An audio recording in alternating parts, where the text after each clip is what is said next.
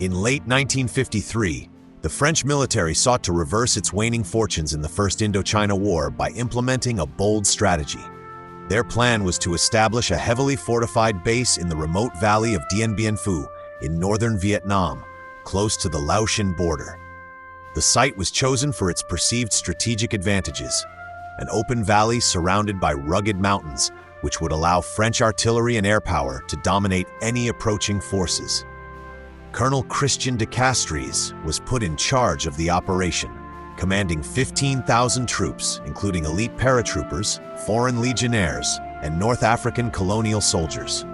The French High Command intended to use Dien Bien Phu as bait, luring the Viet Minh into a conventional battle where French firepower could decimate them. Confident in their superiority, the French underestimated their enemy's ingenuity and resolve.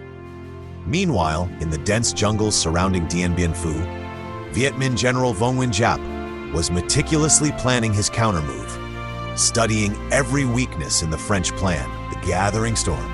Unbeknownst to the French, the Viet Minh began an extraordinary logistical operation to prepare for the confrontation. Over 50,000 Viet Minh soldiers, along with tens of thousands of local laborers, transported supplies, ammunition, and artillery pieces through the rugged jungle terrain. Using bicycles, carts, and sheer manpower, they moved heavy artillery pieces to positions on the ridges overlooking the French base, an almost impossible feat in such difficult terrain. By February 1954, the Viet Minh had transformed the surrounding mountains into a fortress of their own, with hidden artillery bunkers and an intricate network of trenches and tunnels. Giap opted for a siege strategy, aiming to wear down the French through attrition and psychological pressure. The French, isolated in the valley with only air supply routes, remained oblivious to the scale of the threat, believing the surrounding terrain made a full-scale assault unlikely.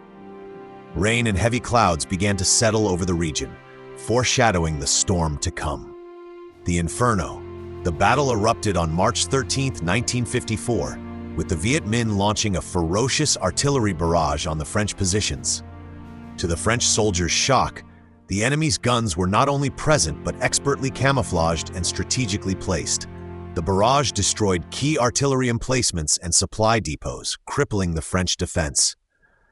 The Viet Minh then launched ground assaults on the outer defensive positions, swiftly capturing strongpoints like Beatrice and Gabrielle.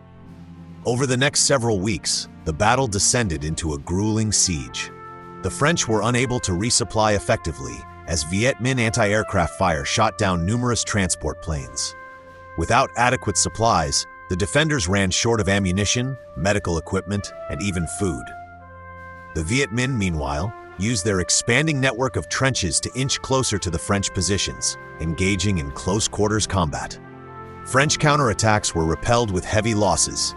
Rain turned the battlefield into a sea of mud, compounding the misery for both sides. Dien Bien Phu became a battlefield of attrition, with each day bringing fresh horrors. The collapse by late April, the French situation was dire. Their airstrip was completely unusable, and attempts to parachute in supplies often resulted in materials falling into Viet Minh-controlled areas. French casualties mounted as disease and malnutrition took their toll on the exhausted defenders. Meanwhile, Giap maintained relentless pressure, continuing to extend his trench system closer to the French central positions. On May 1st, the Viet Minh launched a massive coordinated assault, overwhelming the French defenses in several key areas. The final blow came on May 7th, when the Viet Minh launched their last offensive. The remaining French strongholds, including the Central Command at Elion Hill, fell one by one.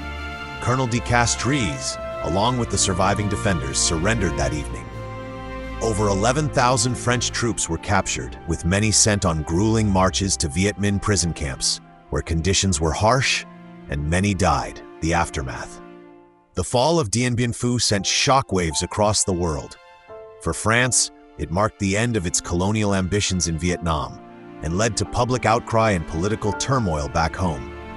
The defeat directly influenced the Geneva Conference of 1954, where Vietnam was divided along the 17th parallel into a communist north and a non-communist south. For the Viet Minh, Dien Bien Phu was a resounding victory, solidifying their reputation as a formidable force and proving that a well-organized insurgency could defeat a major colonial power. The triumph became a symbol of anti-colonial resistance worldwide. However, the battle was not the end of conflict in Vietnam.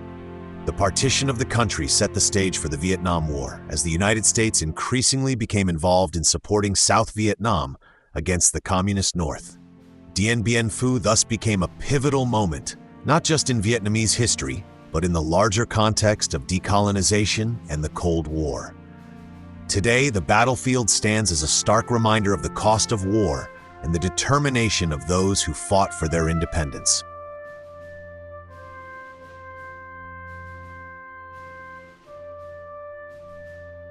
Don't forget to like and subscribe to the channel for more epic historic battles, brought to you by Historic Warfare.